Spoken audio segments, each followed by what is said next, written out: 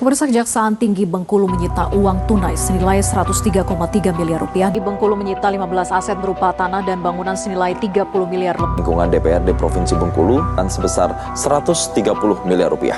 Atau PAD Kota Bengkulu senilai 200 miliar lebih. Berupa tanah dan bangunan senilai 30 miliar lebih, di mana milik dari 3 bos tambang. 3 unit rumah mewah bertingkat milik bos tambang batubara yang 4 unit mobil, puluhan batang logam mulia, hingga berbagai perhiasan bermerek terkenal dunia. Tinggi Bengkulu menyita sebuah SPBU di kawasan Sukaraja. Terkait dugaan korupsi kasus tambang batubara yang merugikan negara lebih dari setengah triliun rupiah.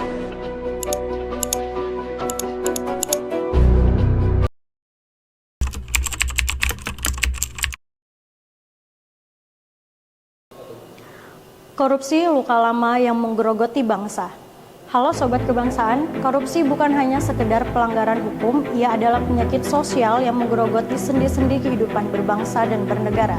Setiap rupiah yang dikorupsi berarti hak rakyat ikut dirampas. Dan inilah mengapa korupsi disebut sebagai isu kebangsaan, karena dampaknya dirasakan oleh seluruh masyarakat Indonesia. Korupsi bukan hanya kejahatan luar biasa, tetapi juga ancaman terhadap kedaulatan bangsa dan keadilan sosial.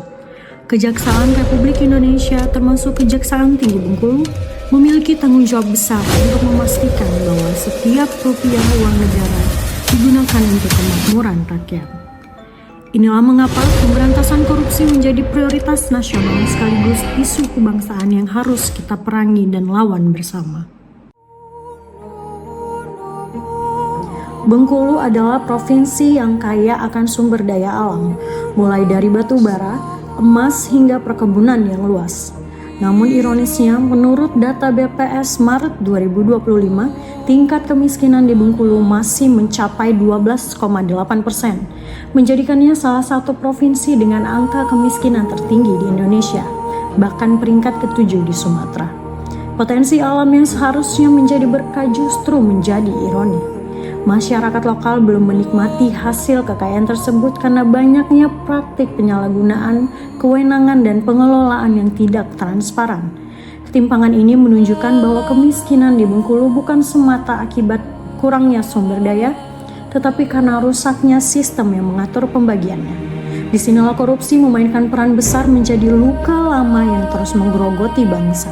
Korupsi di sektor pengelolaan sumber daya alam dan anggaran pembangunan membuat hasil bumi tak pernah benar-benar menetes ke rakyat kecil.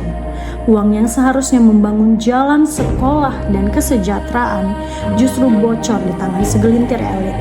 Ini bukan hanya persoalan ekonomi, tapi juga isu kebangsaan, kegagalan menegakkan keadilan sosial dan menjaga amanah konstitusi. Ketika korupsi dibiarkan, rasa percaya publik terkikis, semangat persatuan melemah, dan cita-cita Indonesia yang adil dan makmur semakin jauh dari genggaman.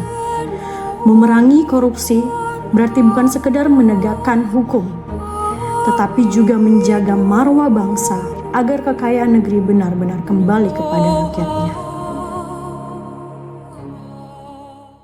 Berdasarkan data BPS tahun 2024, Bengkulu masih termasuk dalam 10 provinsi termiskin di Indonesia dengan tingkat kemiskinan mencapai sekitar 14,5%, yakni lebih tinggi dari rata-rata nasional. Indonesia di tengah perjuangan meningkatkan kesejahteraan, praktik korupsi masih ditemukan di sejumlah sektor. Kejaksaan Republik Indonesia melalui seluruh jajarannya, termasuk Kejaksaan Tinggi Bengkulu, menjalankan 2 strategi utama dalam pemberantasan korupsi. Yang pertama, pencegahan atau disebut sebagai langkah preventif adalah seperti melalui penyuluhan hukum, program jaksa masuk sekolah maupun jaga desa, pendampingan hukum kepada instansi pemerintahan, serta penggunaan teknologi informasi untuk mendorong transparansi. Yang kedua, melalui penindakan atau represif seperti melalui penyelidikan dan penuntutan tindak pidana korupsi, melalui penelusuran dan penyelamatan aset negara, hingga penegakan hukum tanpa pandang bulu. Pemberantasan korupsi bukan hanya tugas penegak hukum, tetapi tanggung jawab moral seluruh anak bangsa. Kita harus menumbuhkan budaya integritas mulai dari diri sendiri, lingkungan kerja, hingga masyarakat. Salam Adiaksa.